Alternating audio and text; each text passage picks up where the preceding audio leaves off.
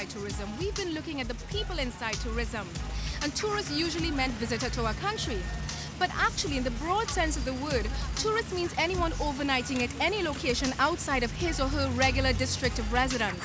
Which means that many of you watching this program may not be a foreigner, but hey, you might just be a tourist at this very moment. That's what we call domestic tourism. Tourism where no national boundaries are crossed.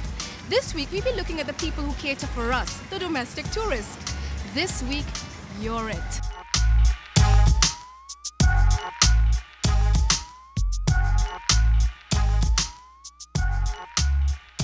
In the past years, TIDCO and other organizations, both in the private and public sectors, have embarked on developing the tourism industry to cater for you and me, the domestic tourists, those of us who prefer to spend our weekends and our vacations right here at home. A tourist has been defined as a person who overnights or who spends 24 hours in a place other than his own. But here in Trinidad and Tobago, because it's a small country, very often one finds that one does not have to overnight in a place where one goes for recreation, and indeed one might very well return home. But in so doing, they do participate in what is the tourism industry. In respect of the social benefits, it is very obvious that when domestic tourism thrives in a country, there is a certain amount of independence that is developed within the communities. And that independence of the communities and of the members of the communities also generates some self-esteem. We can think about several different ways in which the communities do benefit socially, in that family ties, for example, are strengthened. And if one looks at different villages coming together, one finds that in villages mixing with one another on special occasions and so, you find that there is a sort of a sharing of skills. And so people upgrade their skills, and so in various areas.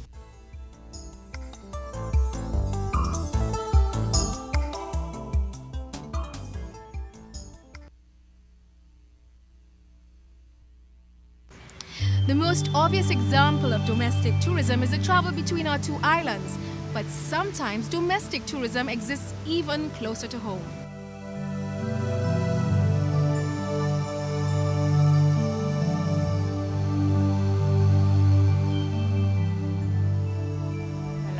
I have been in this business for 8 years. 8 years, and I was the pioneer for bed and breakfast in Blanchisseries. The percentage of my guests, which are local, is 40%, and foreigners is 60%. The peak season for locals is like from July, August, the beginning of September. Those are when parents are, children are on holidays. There are also events and places where people don't necessarily spend the night over, but which draw people away from their homes for rest or relaxation or for their education. A perfect example of this was Expo 98. Hi, I'm Patti, and I'm here at Expo 98, taking you back in time. And all the people around me are tourists of one sort or another. The visitors, the exhibitors, and me. I'm a tourist as well. About every 4 years, Trinidad hosts its own full-scale international trade exposition, or Expo. But by far the largest numbers of exhibitors and visitors remain the domestic tourists. Outside of Expo, there are several other local events and activities that help create domestic tourism. But why all this talk about domestic tourism? Why do we need to relax and recreate anyway? Here is psychologist Dr. Pat Elder telling us about the benefits of rest and relaxation. Recreation is really a type of stress management technique. And when an individual is under stress, usually what happens with the body is that it emits certain hormones. And these hormones stimulate the body and the mind to either what is called the flight or fight response. Now, this fight or flight response could and should result in some kind of physical activity. So a physical activity or activities such as recreational activities really help the human being decrease the level of stress in the body. And that's why recreational activities are so important. Recreation in Trinidad and Tobago, and indeed internationally, is a growing industry. we noticed that many people are getting involved in outdoor activities. We only have to drive around the savannah and see how many people are walking and running and jogging. Indeed, in Trinidad and Tobago, we're very fortunate because we are a tropical island, so we have recreational outdoor activities available to us every day of the year. How do you get to be a tourist without being a foreigner? This week we are seeing that you don't have to leave your own country to be a tourist, and that we can be, and very often are, domestic tourists. But while we're on this journey and before my seasick tablets wear out, I'm going to have a little chat with some of the people on board this vessel who are actually inside tourism, because now I'm officially a tourist. My name is Mohammed. I'm an officer cadet, navigation department on board the MF Panorama. My job as a cadet entails performing the duties of an officer under the supervision of the senior officers. In other words, I'm training to be a navigation officer. My job on board the vessel is to do the daily maintenance of all the equipment on board. And for 17 years I've been employed with the Port Authority. My name is Herman Ashton. I'm the captain of the Panorama. I've been working on the Panorama as captain now for over 10 years. I see myself being part of the tourism industry. Good. I'm in charge of the entire ship and sees to the passengers, the tourists, and everybody on board concerned. You see to their safety from Trinidad to Tobago and back. So I consider myself part of the tourism industry. To a certain extent, I consider the passengers on board tourists.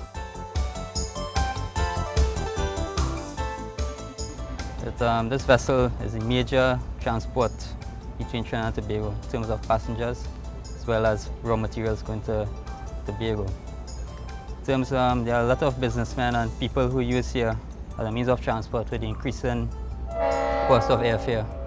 So tourists in terms of those locals or foreigners going on vacation, and regular passengers for those who use here as means of transport to Trinidad.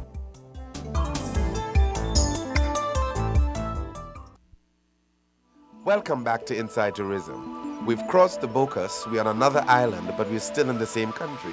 However, we've also become domestic tourists. Confused? You won't be after this episode. So far, we have attracted, and that's what we want to attract, we have attracted people who really feel that they want to get away from it all. And the main visitors we had came from Trinidad. But we also had a group of ornithologists. We have people from the UK. We got a visitor from the United States. We got people from right here in Tobago, and we are hoping things are going to continue that way. Tobago is still very unspoiled as an island, and it's small. And although it's small, it has a number of large island features. For example, you have the beach, which is traditional, but you also have the mountains. You know, you have reefs that are very old and have very interesting ecosystems. We have, of course, our main ridge, which is the oldest in the Western Hemisphere. So for a tiny island, and the people, that's important. The people of Tobago are very friendly, very hospitable. Our guests always point that out to us, how they wave to people and they wave back at them, and they feel good about that. So for all of those reasons, yes, we feel very positive about the future of tourism in Tobago. While on the sister isle, we also had the opportunity to speak with Mr. Alan Clovis of Kerouac Village, the winner of the 1997 awards for hotels and the 50 rooms in the Prime Minister Tourism Awards. We try to concentrate on the cuisine. We try to concentrate on a whole lifestyle that people can immerse themselves into at their own will. It's not forced upon anyone. But clearly when somebody leaves their destination of high level of activity from the metropolitan areas or from their own home where they are bogged down by pressures of the day and demands of the day, and they come here with a view that they will get a rest or a break, we feel that that is going to happen, and we feel that we provide the nurturing environment in which in fact not only will they rest, but there will be some measure of rejuvenation, and so that people go back to their homes with a kind of recommitment to life and to a whole new style. And probably that also is what makes the Caribbean different. We are driven by our own aspirations, we are driven by our own values, we are driven by our own aesthetics, we are driven by the things that we feel ought to be in the experience of our own personal lives, which we share with others, and the lives of the people who work with us, the staff and so on. So we set a standard and we work the standard, and that is really what drives the Caribbean Village. The environment also is a very important aspect of the domestic tourism, in that as the communities become aware of the value of the environment, what happens is that they seek to sustain the environment and even to improve it, and so one has an improvement in the quality of life of the peoples. Well, traditionally, ecotourism has taken many different forms, be it bird watching, walking nature trails, diving to see marine life, can be climbing mountains. It's any form of tourism that actually focuses on the environment. And more recently, tourists, particularly Europeans, want to have an experience of local culture, of communities, to see how they live and how they, what their lives are like. And so this is where ecotourism now has come to mean both community and nature-based tourism. Additionally, there is one important economic benefit to be derived from domestic tourism, and that is by way of foreign exchange savings, in that if one was to forego one's foreign vacation and instead spend the time in Trinidad and Tobago in one's own country, then we would have all that foreign exchange to be used for more essential goods and services which we need so dearly. If we were to develop a thriving domestic tourism industry, certainly we'd see the development of all the people, because tourism is something as a people's industry, and certainly it appears as though almost every sector of the community is inside tourism, and we ought to know that. This week we've seen that not all tourists wear straw hats and carry cameras. They may be people who come to our home, our village, town or city, people like you and me. They're all tourists to some degree, so treat them like you'd like them to come back again. And on that note, see you again next week on Inside Tourism.